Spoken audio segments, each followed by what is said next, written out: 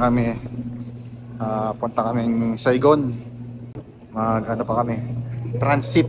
Kasi pupunta kami Phuket. Domestic flight pa kami. From Saigon to Phuket. Yeah. Okay. Dapat mo excited na. Excited? Yeah!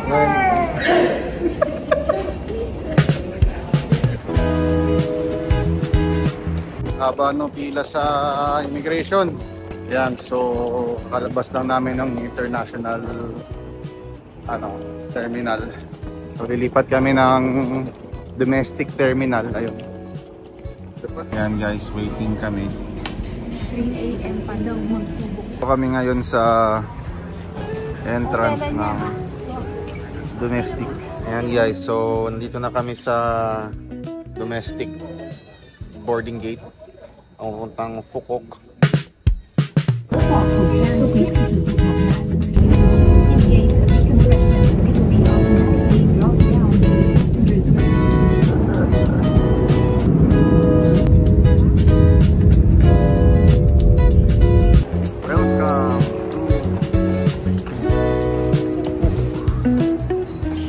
Guys, so we just arrived. 2 hours flight from Manila to Saigon and 30 minutes flight from Saigon to Phuket.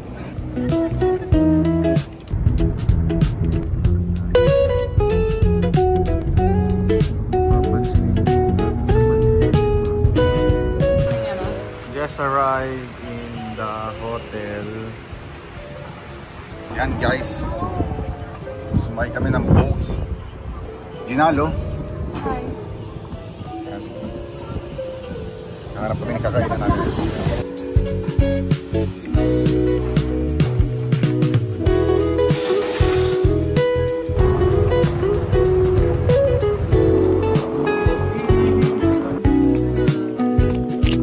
So ayan guys, nandito na kami sa Sunset Town.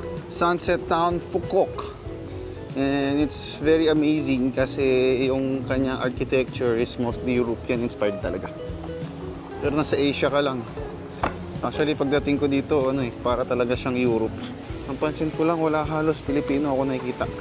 Hindi pa siya ganun ka, discovered, let's say.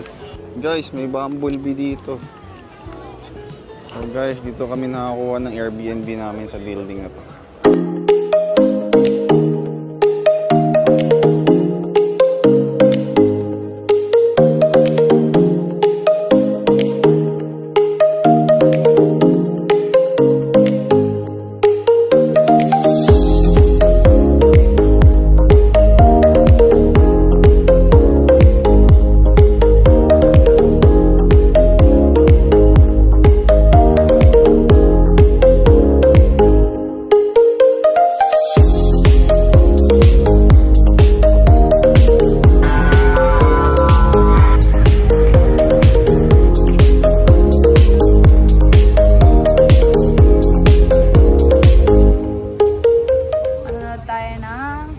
Of the Sea, tsaka Kiss of the Sea. Yung Kiss of the Sea mamaya pa.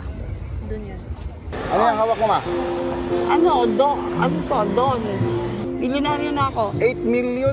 8 million! Guys, look at this! See, ngayon lang ako nakahawak niyan eh. Oh, bukas, mamasyal ka din. Panggastos. Okay, you see this? kaway muna. Bibili ako ng isang ganyan. Dadali ko sa Pilipinas. Sasakay ko kayong lahat.